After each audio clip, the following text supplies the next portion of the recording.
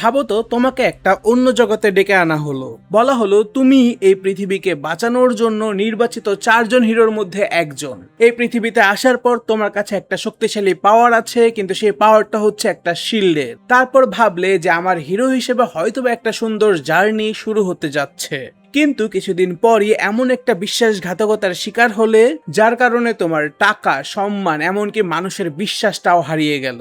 এখানে সব থেকে ভয়ঙ্কর বিষয়টা হচ্ছে তুমি যে পৃথিবীকে বাঁচানোর দায়িত্বটা পেয়েছিলে সেই পৃথিবীর মানুষরাই এখন তোমাকে ঘৃণা করে। এখন এখান থেকে তুমি আবারও নতুন করে শুরু করতে পারবে কিনা সেই গল্পটাই হচ্ছে the rising of a shield hero অ্যানিমের। এই অ্যানিমের এখন পর্যন্ত 4টা সিজন রিলিজ পেয়েছে। প্রথম সিজনে আছে হচ্ছে 25টা পর্ব, দ্বিতীয় সিজনে 13টা পর্ব, তৃতীয় এবং চতুর্থ সিজনে হচ্ছে 12টা করে পর্ব আছে। আর যারা ভাবছো যে এই 4টা সিজনের পরে কি গল্প শেষ কিনা, না, এখনো সিজন 5 রিলিজ পাবে। অফিসিয়ালি কনফার্ম করা হয়েছে 2027 সালের কোনো এক সময় আমরা এই অ্যানিমের সিজন 5টাকে দেখতে পারবো।